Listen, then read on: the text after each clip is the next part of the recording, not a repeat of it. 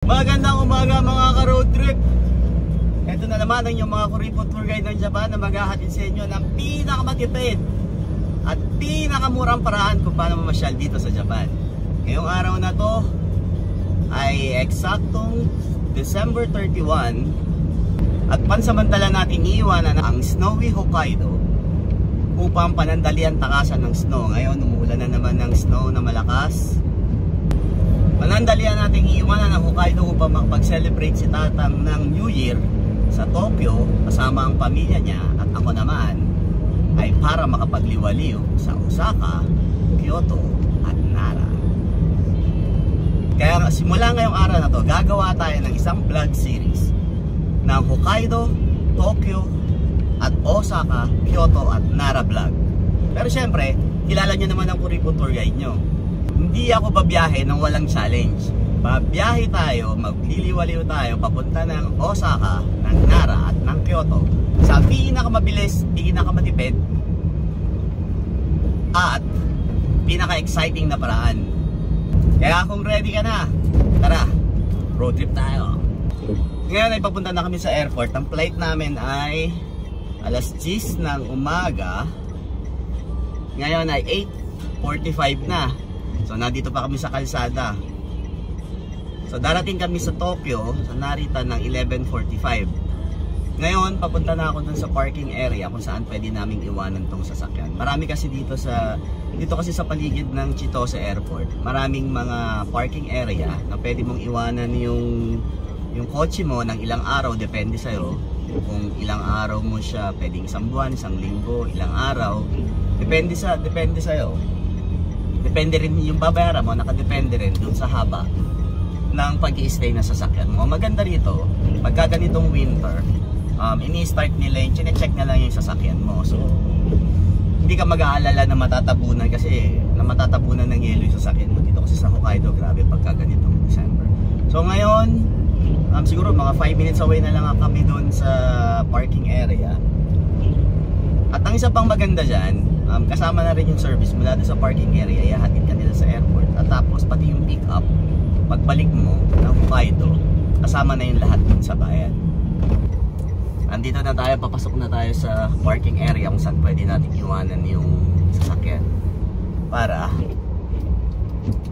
makapunta na tayo ng airport. Last time kasi, yung binayaran ko dito, mga inabot kami, 6 na araw kami nung iniwanan ko. Inabot ako ng mga 3,500 yan. Ngayon, mga 4 days ako mawawala. 4 days namin iiwanan ko dito.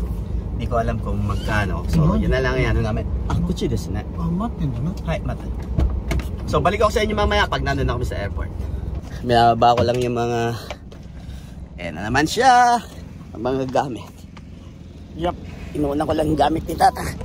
Grabe. Wala na namang hinto ang yelo. So, ngayon, kailangan na namin ilagay yung sasakyan sa tamang sambang, migi. Doko de mo dai.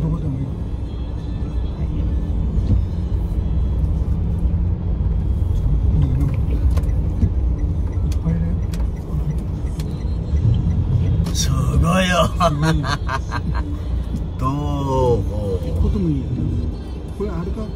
Dami desu ne. Konga. Tingnan yung mga sasakyan dito.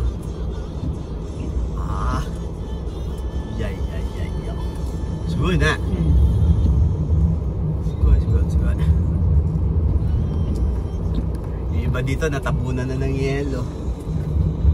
Itong sasakyan ko maliit. Kaya puno ng yelo dito mamaya. Kuchi. Kuchi ka. Kuchi. Hirot. Wow, Mini Cooper.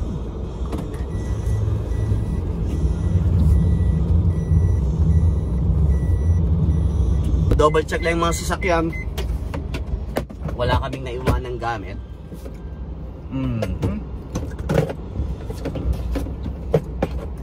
Kung wala naman, ayo. Yeah! Wah!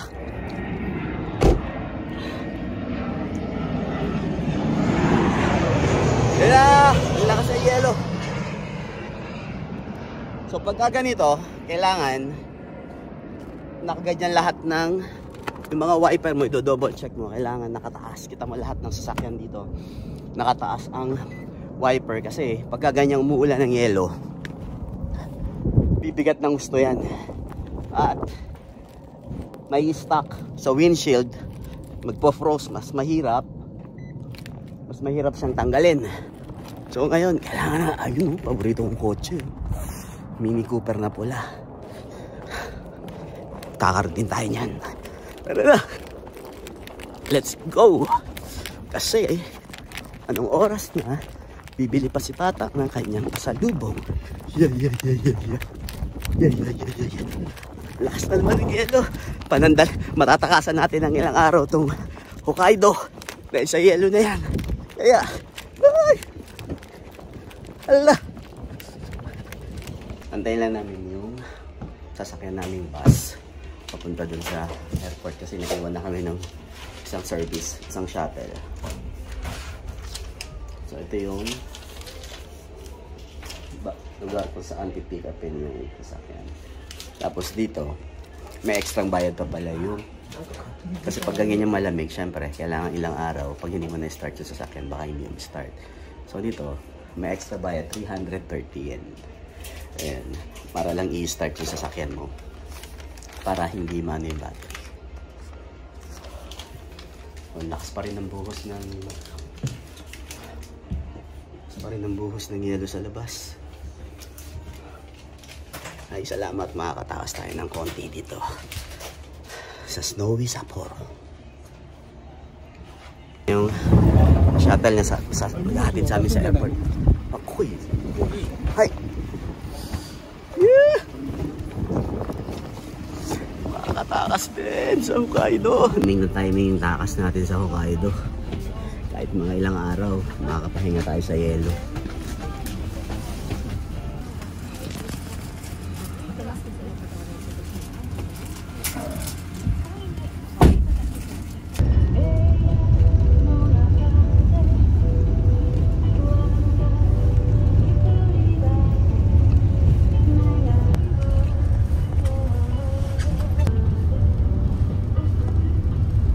Last time na bumiyahe kami ni Tata papunta ng Tokyo, meron isang malakas na bagyong parating. Ngayon naman malakas na bagyo ng yelo naman. Puro timing pero masarap.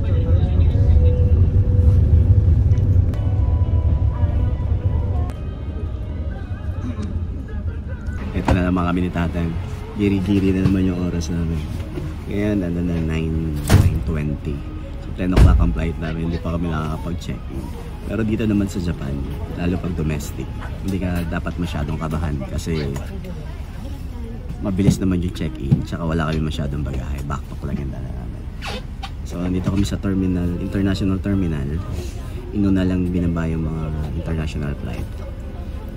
Next na yung domestic flight, kami na yung susunod na backpack. Balik sa inyo ito mamaya. Nandito na kami, baba na kami. Meron pa kaming 40 minutes para mag-check-in at bumili ng pampasalubong ni Tata. Ito na naman kami. Gipit na naman sa oras. Pero ayos lang yan. Apat kami. At kami. Ako dito. Hi. Toilet daw muna siya. Isa na naman challenge to para sa amin. Makikita nyo rin kung gaano kabilis mag-check-in dito. Kahit mga 30 minutes na lang before bago yung flight mo. Tignan natin kung kaya pa. Sabi ni Tatang, doon na lang daw siya bibili ng pampasalubong niya sa Narita.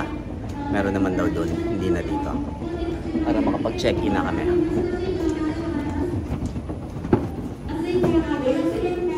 Ito, makikita mo ngayon kung gaano talaga kadami yung mga turista na bumabiyahe dito sa Hokkaido. Lalo pagka ganitong winter, sobrang dami talaga ng turista ngayon. Patay tayo dyan. Ang haba ng pila. Do desu ka? Arigatou gozaimashita. Tignan mo kagandahan dito. kung dito kayo magche-check-in, pipila kami. Wala na, hindi na kami aabot sa flight namin. So meron nang nag-aasikaso dun sa labas ng check-in online. In-assist kami. Buti na lang, yung bagahe namin is backpack lang at allowed sa 7 kilos na limit ng check-in baggage. So papunta na kami ngayon. Ito na yung aming check-in voucher. Taga dito, no? Kung sa atin yun siguro wala na, hindi na aabot. Dito talagang may mga mag-a-assist kagad. So tatang kinakabahan na kinakala niya hindi kami aabot. Pero believe talaga ako, pero mo from dun sa pagbaba namin sa bus hanggang makapag-check-in, hanggang eto sakto boarding na kami. Siguro mga labang mga 20 minutes nagawa namin lahat yan. Ang bilis talaga dito. Ibang klase talaga dito sa Japan. Kaya eto na, boarding na kami. 9:30 start ng boarding. Ngayon ay 9:40. Dumating kami sa airport. Kanina ng 9, halos mga 9:20 na, di ba? So 20 minutes lang nakapag-check-in hanggang dito sa boarding. Nakakabilib talaga dito sa Japan, di ba? Sana na magaya sa atin sa Pilipinas yan, no? Yung mga ganitong sistema na nagagawa nila dito. So ngayon tayo na lang tayo makapag-board. Last na kami papasok. Walang kanina. Nung nakita ko yung pila kanina ron sa check-in counter, kinabahan na ako din. Sabi ko malamang di kami aabot. Buti na lang meron nag-a-assist doon. Outside doon sa pila. May nag-a-assist ng yung mga wala naman masyadong dalang bagahe. At umabot kami. Ngayon, medyo nabasbosan na yung nervous mo dahil nandito nakasapila ng check-in papasok sa aeroplano. So, video na lang tayo ulit mamaya kapag nasa Tokyo na tayo o kapag nasa loob na tayo ng aeroplano.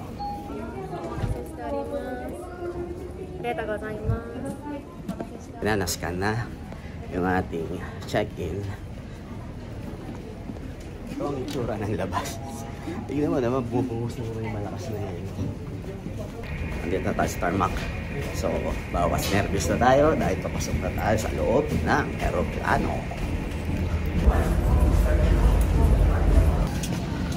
Nice.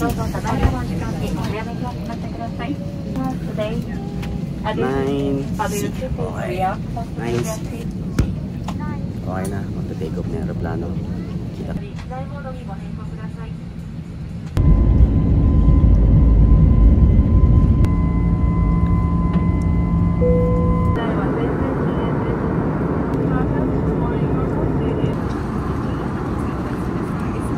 Para mawala ang tuko, bili tayo ng kape. Thank you for waiting. Hi. Yeah, just one coffee. One coffee. Ah, こうはさま? Ah, こばるさんも? お茶とね、バンクで。Ah.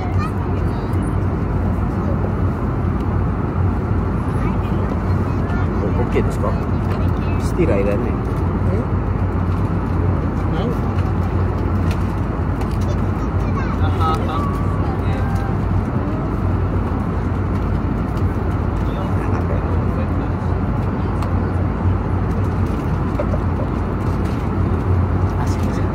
Satu murato mo ibas. Arigato gozaimasu. Tapang ng kape. Dito sa aeroplano, yung stirrer na binibigay nila, meron ng parang straw. Kasi di ba, pag ito sobrang init, dito mo hinipot, mapapasok ka, di ba? So, pwede mo ipasok ito. Straw mo na lang. Pero ayoko nang i-straw na kape, so gusto na lang natin. Pinakita ko lang paano. Vamos. Vamos.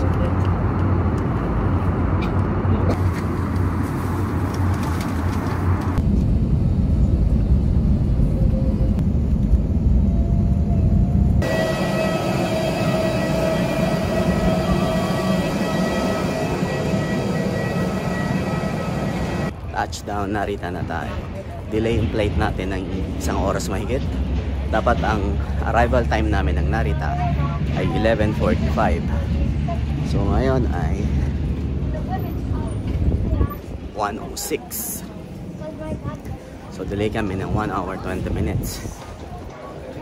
Mula dito, mag-train kami hanggang Tokyo Oshiage Station, kung saan doon makikita ang Skytree. Ano, nantanda ko yung hotel na nasa likod ko. Yung hotel na yun, yung may nakasulat na inn. Kasi nung nagkaroon ako ng COVID, yung panahon ng COVID, doon ako na-quarantine ng halos 12 days.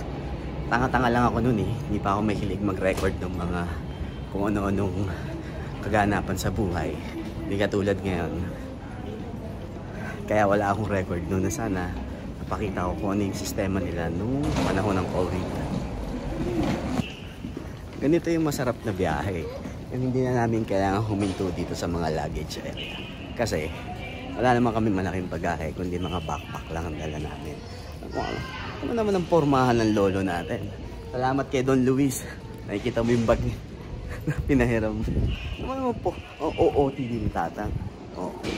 Mga backpackers ang datingan namin ngayon. Backpackers talaga eh.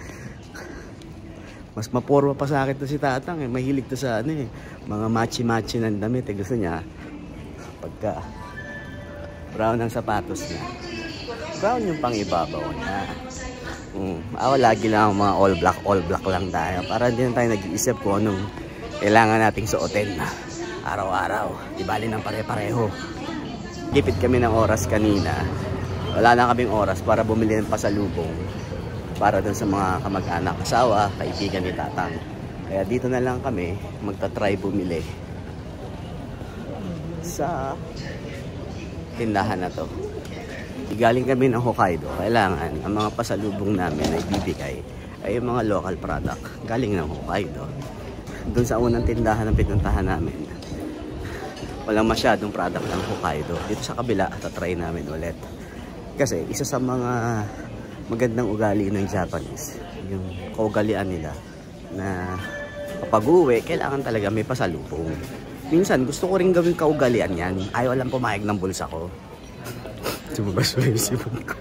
Pero katarantado, pinagsasabi ko. Kaya mo na, yung kaugalian na lang na hapon, yung hapon na lang umugali niya. Iba naman yung ugali natin mga Pilipino. So magta-try kami dito kung meron. Tayo dyan, aga na pagod ni tatang. Ayaw na mag-train. Gusto niya mag-taxi na lang. Ang mahal. Ang mahal yan. Mula dito hanggang doon sa pupuntahan namin. Wala akong idea kung magkano. Pero tingnan natin. At least malalaman natin kung magkano. Ako, willing naman ako mag-train lang. Siyempre, kung kasama natin, may edad na. Ayaw niya nang mag-train na lang. Sumakay na lang daw kami ng taxi. So, sure na eh. Yan lang gagawin natin. Pagandahan dito sa Narita, lahat ng pupuntahan mo, kung saan ka pupunta, hindi ka na talaga maliligaw eh. Ayan. Nakalagay kung saan yung sakay ng taxi, kung saan ka sasakay ng tren. Lahat naman meron ng Ego o English version na. Hindi katulad dati. So ngayon, hindi ka na masyadong mahihirapan talaga sa pag-travel dito sa Japan. Ayan na. May nakapila na taxi. Malalaman natin ngayon kung magkano ang taxi from Narita hanggang Oshiage o doon malapit sa Skytree. Correct, dayo ka.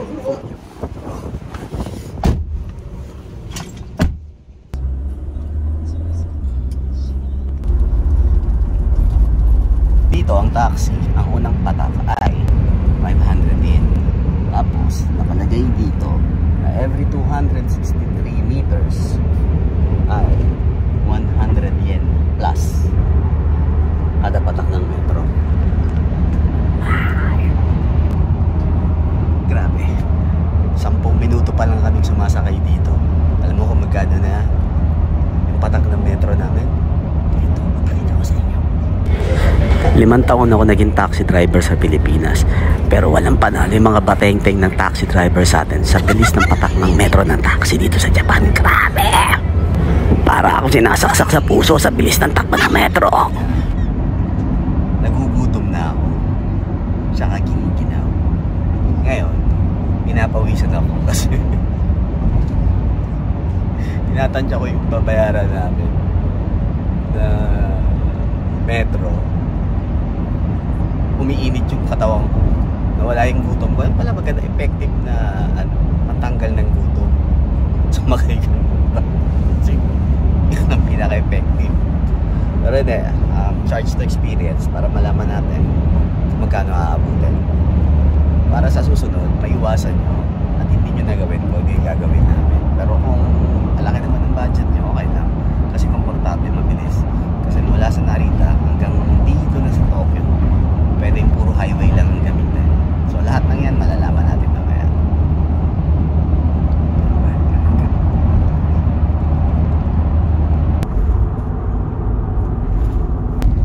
Medyo naihimas-masa na ako kasi nakikita ko yung Skype sa harap. Ibig sabihin, malapit na kami. Mamaya, malalaman nyo na kung magkano aabutin ang babayaran natin. Exit na kami dito sa King's Chocos. Exit.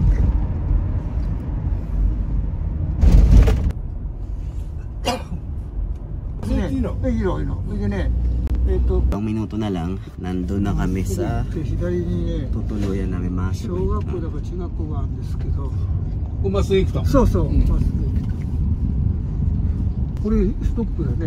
Masuk mo, masuk. Ikimasu. Hai. Ay, arigatou gozaimasu. Andito na kami sa sa tutuluyan namin. Pangatlong beses ito na namin tutuloy dito sa lugar na to. Kasi mura siya. Condo type na parang sa atin. Dito ang tawag mansion. Pero sa atin parang condominium unit, 'di ba? Parang naka-LPG yung taxi. Meron pa pa ng LPG dito. Hay! Masalaman na yun, ne? Hay! Daijoubu da ne? Hay! Hay! Arigatou gozaimasu. Ay, arigatou. Ay! Naharang mo kami, Tang. Ay! So, kontuwa si Tatang, nabudol kami. Mamaya ko na i-reveal kung magkano inabot ang binayaran natin sa tax. Ngayon, papakita ko na muna sa inyo yung tinutuluyan namin dito kada pupunta kami ng Tokyo. Kasi pwede rin kayong tumuloy dito. Kontakin nyo lang ako. Mura kasi dito. Tsaka sa malalaking grupo pwede. Kasya ang kahit kasi 3 unit yung pinapaupahan ng kaibigan ni Tata. So bawat isang unit kasya ang 4 hanggang sa 5 tao. Depende sa inyo kung hindi kayo masyadong maarte. Pero kada unit kasya yung taga-4. So kung malaking grupo kayo, 12, 10, pwede. So mamaya ko na i-reveal kung magkano inabot yung taxi at yung aming room reveal. So tatapag na sa taas na mamaya. Kawawa naman si Nana. Kasi na umutot ako dito si Kate. Kasi utot na ako kanina pa. Ayaw ko naman dun sa loob ng taxi. Pag utot ko sakto, pumasok naman siya. Okay, mga wala lang mga amoy. Okay lang. Tsaka dito sa Japan, mas okay sa kanila ang utot kesa ang dighay. Mas parang nababastusan sila sa pagdighay sa harap ng tao kesa yung umutot ka sa harap nila. Mas okay sa kanila. Parang baliktad. Mga kapon talaga minsan. Hindi mo maintindihan eh. Inaantay lang namin yung kaibigan ni Tatang kasi yung may hawak ng susi. Tsaka yung nga, yung paparenta sa amin itong kwarto na to. Siguro pababa na yan. Kasi dito siya nakatira din sa building na to. So kada pupunta kami, kinokontak lang siya ni Tatang para nakakatipid kami sa accommodation. Actually si Tatang may bahay dito yan. Kaya lang mga Hapon. Basta iba talaga sila eh. Kahit may kapamilya sila rito, ayaw nilang nangingistorbo ba na makikitulog, makikitira. Iba talaga, hindi katulad natin mga Pilipino. Pag may kamag-anak tayo, kahit nga kaibigan lang, diba? Okay na sa atin makituloy doon kasi makapal mukha natin, natural na makapal mukha natin. Lalo naman ako.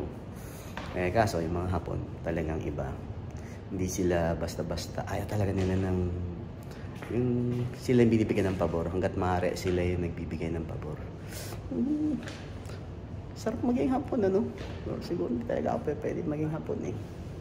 ano, pero minsan, nakakahawa yung ugali ni Tatang talaga.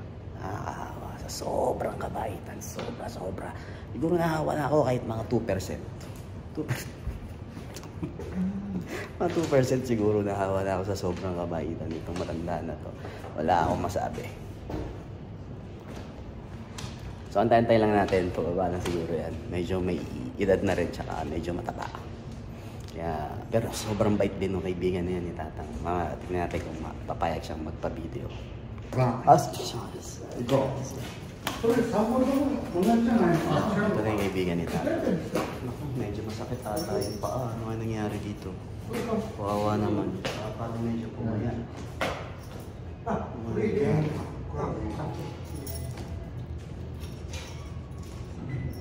Ito na naman ako. Tutubo na naman ang ilong ko nito. Dahil sa mga kausap ko nga po. Pero dyan tayo matututo eh. Pakinggan mo lang lagi. Tsaka try mo makapag-communicate. Kasi pag hindi ka nagsikap mag-aral ng Nihongo, hindi ka matututo.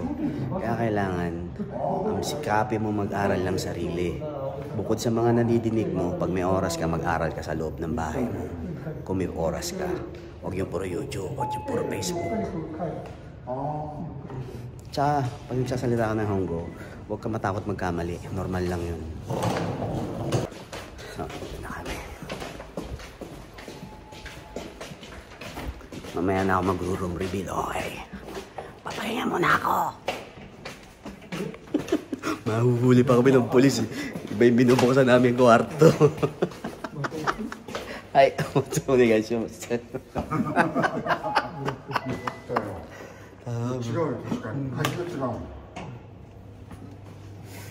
Kanina, makit kami sa third floor.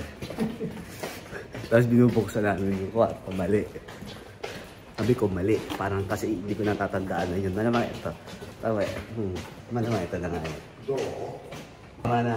Ay! Kumabasag. Ay! Ay! Arigatou gozaimasu. Kami lumabas para kumain dahil hindi pa kami nanananghalian. Tara na, mag-room tour na tayo. Eto nga pala.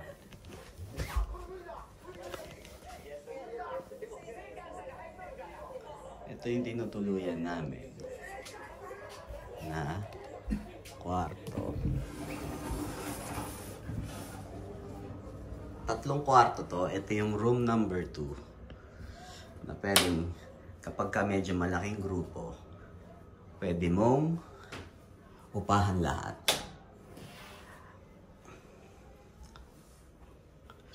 Dito, wala kang magiging problema dahil para ka rin nasa hotel. Sarili siyang banyo na may sariling bathtub.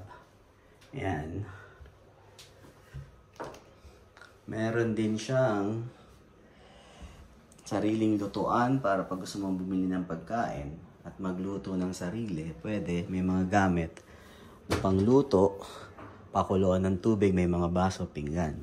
At ito maganda dito. Last time na nagpunta kami dito, yung toilet niya ay yung plain toilet lang. Ngayon, pinalitan na rin nila ng pink toilet. At meron ng washer bidet na automatic. Katulad nito. Diba? Parang ka na rin nasa hotel. Kaibahan lang. Dito, mura. Ito naman yung mismong loob ng kwarto na merong ang traditional tatami floor na Japanese tatami floor. Tapos ito ang view mo sa labas. Yan, parang typical na condominium unit sa atin, di ba? Tapos yung mga bintana mo, di ba? Yung parang ano talaga, yung Japanese style talaga na ano, so yan ang neighborhood dito. Tapos dito meron siyang mga gamit, yung futon na pwede sa 2 hanggang 4 na tao. Kompleto siya, malinis, may heater, may cooler din sa taas. Ayan, heater, cooler. Tapos meron kang isang napakalaking TV. Hindi, maliit lang yung TV. Pag gano'n naman, di mo naman ka masyadong kailangan yan. Ngayon, lalabas na muna kami para makakain. Maghahanap ako ng lugar na kung saan may free wifi. Hindi sa McDo, sa Starbucks na lang kasi hindi pa kami nanananghalian. Doon na rin ako mag-edit ng mga video na nakuha ko kanina para mapanood nyo na. At doon ko na rin tatapusin malamang yung video na to dahil naubusan na ako ng data nung ipinasyal ko yung mga kaibigan ko last time doon sa Sapporo. At para matapos ko na yung video na to at mai-reveal ko na kung magkano inabot yung binayaran namin kanina doon sa taxi. Kaya kita-kita tayo ulit mamaya. Mula doon sa tinutuluyan namin, papunta dito sa sentro kung saan yung mga restaurant, pati sa train station. Siguro mga 5 minutes lang na lakad. Tapos malapit sa lahat, may mga convenience store katulad itong mini stop. Kanina may nadaanan na tayong 7-Eleven. Ngayon, si Tatang nakalimutan niyang kumain.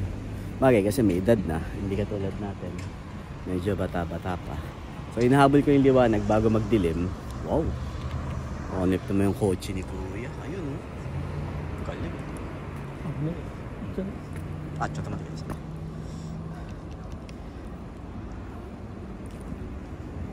Itong stretch na to, yung lalakaran natin. May mga nightclubs din dito, mga bar. Bago makarating doon sa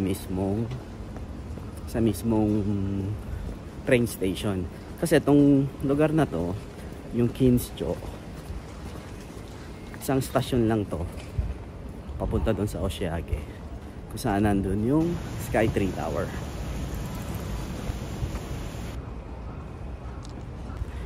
Lolo natin, imbes pa maglakad oh. So ngayon nahabol ko lang yung liwanag para makapag video pa, para makita natin kung anong meron dito, para mapakita ko sa inyo kung anong meron dito sa lugar. Yan, nandito na tayo mismo sa train station. Tatawid lang tayo doon.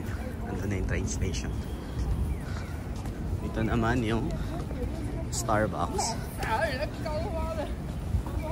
Doon sa bandang unahan, nandun yung McDonald's. Doon na lang tayo kakain kasi parang gusto kong bumili ng laruan.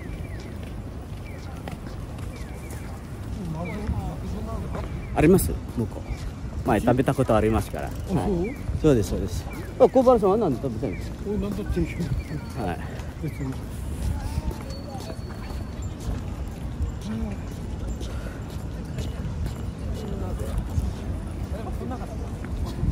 Ang dami kong kalahi dito, puro kami nakaitim ah. Busy na yung mga tao. Ito, meron din mall dito. Kone, mall namay, nan desu ka? Marui. Marui. Pangalan pala nung mall na yan ay Marui. Ibig sabihin 00 department store. Meron ding parko dito. Ayun, sa dulo na may sinihan. Tapos ito na yung main train station. Are McDonald's. Yan yung McDo. Diyan kami kakain. Ako lang pala. Hi. Shita mo arimasu. Uwe mo.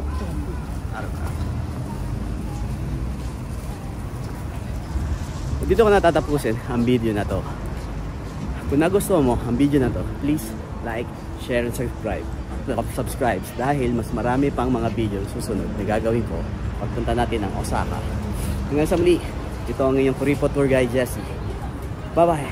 Ay teka, yung binayaran namin pala sa taxi kanina ay inabot ng 28,000 yen.